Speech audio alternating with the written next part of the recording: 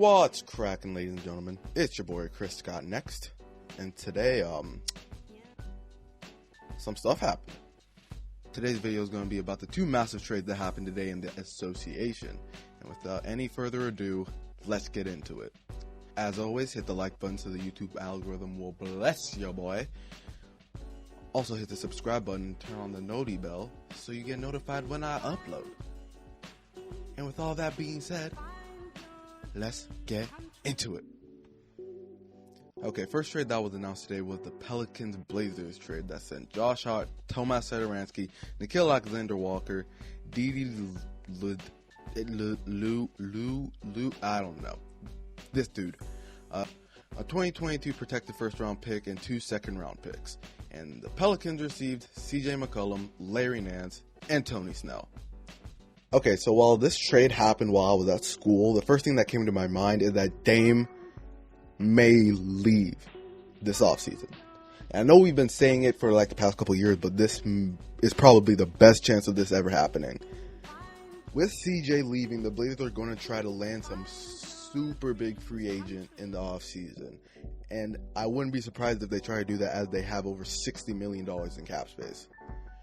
However, they're going to try to make this splash in free agency at the expense of having no depth outside of Anthony Simons, Norman Powell, and Yusuf Nurkic. And it's not like the Blazers are building for the future either, as outside of Simons, the only player under the age of 23 is Nasir Little, and he is out for the season due to a torn labrum. Also, this year's first round pick is not even going to be worth much, as it's heavily protected, and the highest pick the Blazers can get with this pick is pick 5. As mentioned before, it seems like the Blazers are going to go all into this free agency class, and although it's not very likely they're going to land anyone big, this class does have some very big names. Names like James Harden, Kyrie Irving, and Bradley Beal all have player options for this upcoming offseason, and if they decline those player options, they could be targets for the Trailblazers to go after. Or you can go the more conventional route and look at someone like Zach LaVine, who has no contract and is going to be an unrestricted free agent this offseason with no options. Was a robbery. Like, this was some Ocean's 11 level stuff.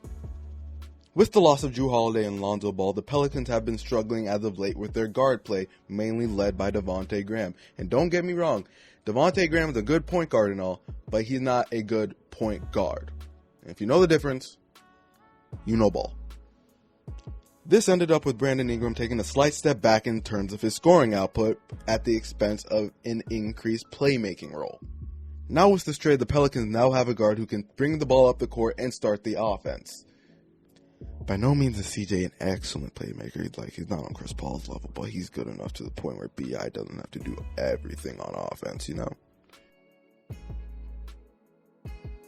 Now, this trade did come at the cost of some setbacks, as the Pelicans did lose some of their best perimeter defenders, such as Josh Hart and Nickeil Alexander-Walker. But Herb Jones, as of late, actually not even as of late, this entire season, has shown he is one of the better young perimeter defenders in the league. And they have also acquired Bucks legend Tony Snell, who is an adequate defender in his own right. Lastly, I want to speak about how Larry Nance was part of this trade. This was very surprising to me. He's a forward who can do it all and is very versatile. I didn't think the Blazers would part with him so easily, but he is a very good player that you can pair with Brandon Ingram and Jonas Valanciunas in that front court until Zion comes back. Speaking of Zion, if he does return this season, the Pelicans could secure a play-in spot, as they are half a game up over the Blazers, funnily enough. If they do secure a play-in, they could make some noise in the play-in tournament and eventually the playoffs. Listen, the way I'm talking about these Blazers, it may seem I may have clickbaited y'all. And you are right. Somewhat. Now, the Blazers trade may not seem like a big robbery compared to the next trade I'm talking about. And in all honesty, it's not that big of a robbery. I can see why both sides did it. But, views. Okay, moving on to the second trade. The Indiana Pacers traded Domantas Sabonis, Jeremy Lamb, and Justin Holiday, as well as the 2027 second-round pick, to the Kings for Tyrese Haliburton, Buddy Hield, and Tristan Thompson. Now listen, I want to dedicate these next few seconds to Kings fans. Kings fans all around the globe, I am so sorry. Like, I'm keeping it in a buck. Y'all don't deserve any of this. This may be the worst thing that happened to the Kings franchise since 2002. I would like to dedicate these few seconds to Pacers fans. Pacers fans. Congrats to y'all, man. I'm going to keep it a stack. Your front office just pulled the biggest robbery I have seen in a minute. My first reaction to this trade was when I was in my economics class and my teacher was looking at me sideways after I was freaking out over the absolute robbery I had just witnessed. On Indiana's side, they just grabbed a very young and promising point guard who is only 22 years old, well, turning 22, and can give you 14 and 7 a night and can play very good defense. A lot of people, including myself, thought that De'Aaron Fox was going to be the point guard that the Kings traded. But I don't think anyone saw that Tyrese was going to be the one getting traded. Indiana is going to have at least 7 years of Tyrese, and there's a very, very good chance he's going to be an all-star within those 7 years. Moving on to the next part of this trade. I don't like beating dead horses, man, but like Lakers fans, y'all must be sick.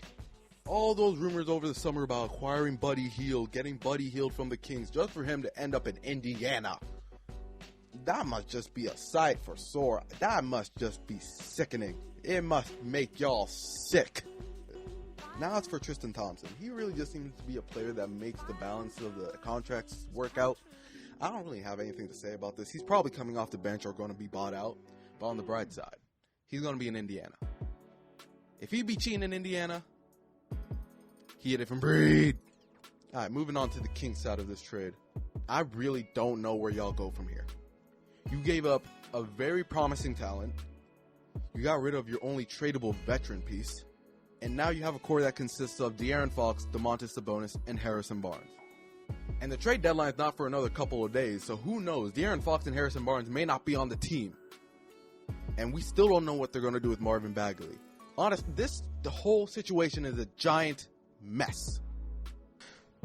But anyway, ladies and gentlemen, that is the whole video. This really wasn't the video I was planning on releasing. But the original video is going to come out in the next few days. As always, let me know the type of content you want to see in the future in the comments section below. And I don't really have anything left to say. Hit the like button, subscribe, notification bell. Get your boy to 20 subscribers. And with all that being said, I hope y'all have a blessed day, and I'll see y'all in the next video. Deuces!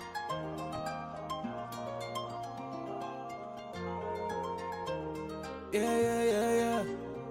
I came from bags to riches.